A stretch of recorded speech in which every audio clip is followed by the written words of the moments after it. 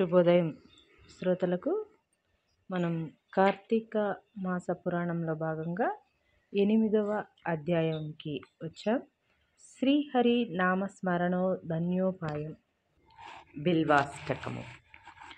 త్రిదళం త్రిగుణాకారం త్రినేత్రం చ త్రియాయుధం త్రిజన్మ పాప సంహారం ఏకబిల్వం శివార్పణం త్రిశాఖైర్బిల్వపత్రైశ్చ అశ్చిద్రైః కోమలైః శుభైః తవ పూజాం కరిష్యామి ఏకబిల్వం శివార్పణం దర్శనం బిల్వవృక్షస్య స్పర్శనం పాపనాశనం అఘోర పాప సంహారం ఏకబిల్వం శివార్పణం సాలగ్రామేషు విప్రేషు తటాకే వనకూపయోః యజ్ఞకోటి సహస్రాణం ఏకబిల్వం శివార్పణం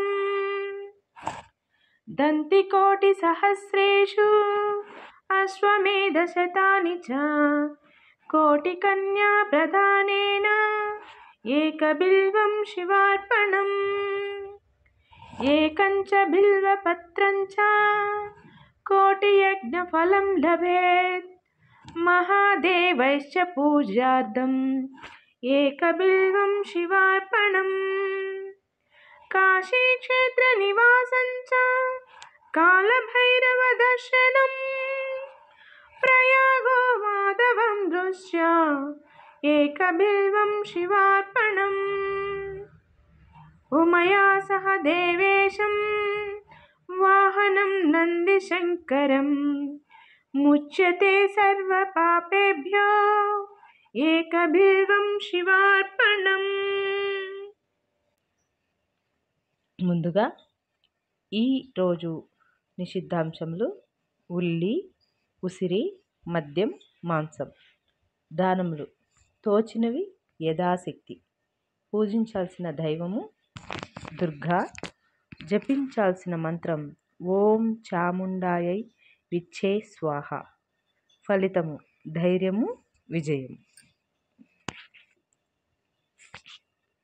వశిష్ఠుడు చెప్పినదంతా విని, మహానుభావ, తమరు చెప్పిన ధర్మములన్నింటినీ శ్రద్ధగా వింటిని.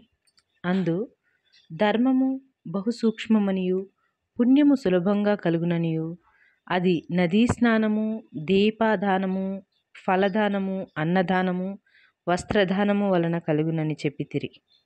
ఇట్టి స్వల్ప ధర్మముల చేతనే మోక్షము లభించుచుండగా వేదోక్తముగా యజ్ఞయాగాదులు చేసిన గాని పాపములు పోవని మీ వంటి మునిశ్రేష్ఠులే చెప్పుచుందురు గదా. మరి తమరు ఇది సూక్ష్మంలో మోక్షముగా కనబరిచినందుకు నాకు అమితాశ్చర్యము కలుగుచున్నది.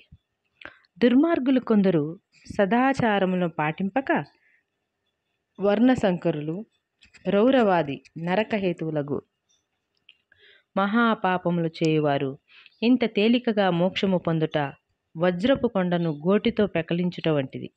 కావున దీని మర్మమును విడమర్చి విపులీకరించ ప్రార్థించుచున్నాను అని కోరెను. అంతటా వశిష్ఠుల వారు చిరునవ్వు నవ్వి, జనక మహారాజా, నీవు వేసిన ప్రశ్న సహేతుకమైనదే. నేను వేదాంగములను కూడా పఠించి తిని, వానిలో కూడా సూక్ష్మ మార్గములున్నవి. అవి ఏమనగా సాత్విక, రాజస, తామసములు అని ధర్మము 3 రకములు. సాత్వికమనగా దేశకాల పాత్రలు 3ను సమకూడిన సమయమున సత్వమను గుణము జనించి ఫలమంతయును పరమేశ్వరార్పితము కావించి మనోవాక్కాయ కర్మల చేయనొనర్చిన ధర్మము. ఆ ధర్మమందు ఎంతయో ఆధిక్యత కలదు. సాత్విక ధర్మము సమస్త పాపములను నాశనమనర్చి పవిత్రులను చేసి దేవలోక భూలోక సుఖములు చేకూర్చును. ఉదాహరణముగా తామ్రపర్ణి నది సముద్రమున కలియు తావునందు సాత్విక కార్తెలు ముత్యపు చిప్పలో వర్ష బిందువు పడి దగదగా మెరిసి ముత్యమగు విధముగా సాత్వికత వహించి సాత్విక ధర్మమాచరించుచు గంగా, యమున, గోదావరి, కృష్ణా నదుల పుష్కరాలు మొదలగు పుణ్యకాలముల యందు దేవాలయముల యందు వేదములు పఠించి సదాచారుడై కుటుంబీకుడైన బ్రాహ్మణునకు ఎంత స్వల్పదానము చేసినను, లేక ఆ నదీ తీరమందున్న దేవాలయంలో జపతపాదులొనరించినను విశేష ఫలమును పొందగలరు. రాజస ధర్మమనగా ఫలాపేక్ష కలిగి శాస్త్రోక్త విధులను విడిచి చేసిన ధర్మం. ఆ ధర్మం పునర్జన్మ హేతువై కష్టసుఖాలు కలిగించున్నది అగును. తామస ధర్మమనగా శాస్త్రోక్త విధులను విడిచి దేశకాల పాత్రలు సమకూడని సమయమున డాంబికాచరణార్థం చేయు ధర్మం అధర్మ ఫలము నీయదు. దేశకాల పాత్రలు సమకూడినప్పుడు తెలిసి గాని తెలియక గాని ఏ స్వల్ప ధర్మం చేసినను గొప్ప ఫలమునిచ్చును. అనగా పెద్ద కట్టెల గుట్ట చిన్న అగ్నికణములతో భస్మమగునట్లు శ్రీమన్నారాయణుని నామము తెలిసి గాని తెలియక గాని ఉచ్చరించిన వారి సకల పాపములు పోయి ముక్తి నొందుదురు. దానికొక ఇతిహాసము కలదు. అజామీలుని కథ. పూర్వకాలమందు కన్యాకుబ్జము నగరమున 4 వేదములు చదివిన ఒక విప్రుడు కలడు. అతని పేరు సత్యవ్రతుడు. అతనికి సకల సద్గుణరాశియగు హేమావతి అను భార్య కలదు. ఆ దంపతులు అన్యోన్య ప్రేమ కలిగి అపూర్వ దంపతులని పేరుబడిసిరి. వారికి చాలా కాలమునకు లేక లేక ఒక కుమారుడు జన్మించెను. వారా బాలుని అతిగారముగా పెంచుచు అజామీలుడని నామకరణం చేసిరి. ఆ బాలుడు దినదిన ప్రవర్ధమానుడగుచు అతి గారాభం వలన పెద్దలను కూడా నిర్లక్ష్యముగా చూచుచు దుష్ట సావాసములు చేయుచు విద్యనభ్యసింపక బ్రాహ్మణ ధర్మములు పాటించక సంచరించుచుండెను. ఈ విధముగా నుండగా కొంతకాలమునకు యవ్వనము రాగా కామాంధుడై మంచి చెడ్డలు మరిచి యజ్ఞోపవితము తెంచి మద్యం సేవించుచు ఒక ఎరుకల జాతి స్త్రీని వలచి నిరంతరం ఆమెతోనే కామక్రీడలలో తేలియాడుచు ఇంటికి రాకుండా తల్లిదండ్రులను మరిచి ఆమె ఇంటనే భుజించుచుండెను. అతి గారాభము ఎట్లు పరిణమించినదో వింటివా రాజా? తమ బిడ్డలపై ఎంత అనురాగమున్నను పైకి తెలియపరచక చిన్ననాటి నుంచి అదుపు ఆజ్ఞలలో ఉంచకపోయిన ఎడల ఈ విధంగానే జరుగును. కావున అజామీలుడు కులభ్రష్టుడు కాగా వాని బంధువులు అతనిని విడిచిపెట్టిరి.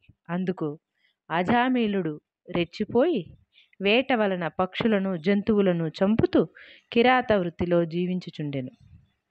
ఒక రోజున ఆ ఇద్దరు ప్రేమికులు అడవిలో వేటాడుతూ ఫలములు కోయుచుండగా ఆ స్త్రీ తేనెపట్టుకై చెట్టెక్కి తేనెపట్టు తీయబోగా కొమ్మ విరిగి కింద పడి చనిపోయెను.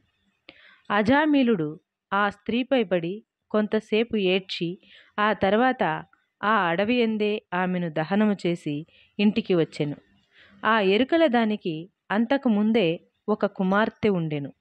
కొంతకాలమునకు ఆ బాలికకు యుక్త వయసు రాగా కామాంధకారముచే కన్ను మిన్నుగానక అజామీలుడు ఆ బాలికను కూడా చేపట్టి ఆమెతో కూడా కామక్రీడలో తేలియాడుచుండెను. వారికి 2 కొడుకులు కూడా కలిగిరి. 2 పురిటిలోనే చచ్చిరి. మరలా ఆమె గర్భము ధరించి ఒక కుమారుని కనెను. వారిద్దరూ ఆ బాలునికి నారాయణ అని పేరు పెట్టి పిలుచుచు ఒక్క క్షణమైనను విడువక ఎక్కడకు నారాయణ స్మరణతో మరణించుచున్న అజామీలుని కడ విష్ణు యమదూతలు వెళ్ళినా వెంటబెట్టుకొని వెళ్ళుచు నారాయణ నారాయణ అని ప్రేమతో సాకుచుండిరి. కానీ నారాయణ అని స్మరించిన ఎడల తన పాపములు నశించి మోక్షము పొందవచ్చునని మాత్రం అతనికి తెలియకుండెను. ఇట్లు కొంతకాలము జరిగిన తర్వాత అజామీలునకు శరీర పటుత్వము తగ్గి రోగగ్రస్తుడై మంచము పట్టి చావునకు సిద్ధపడి ఉండెను. ఒకనాడు భయంకర ఆకారములతో పాశాది ఆయుధాలతో యమభటులు ప్రత్యక్షమైరి. వారిని చూచి అజామీలుడు భయము చెంది కుమారునిపైనున్న వాత్సల్యము వలన ప్రాణములు విడువలేక నారాయణ నారాయణ అనుచునే ప్రాణములు విడిచెను. అజామీలుని నోట నారాయణ అను శబ్దము వినబడగానే యమభటులు గడగడా వణకసాగిరి.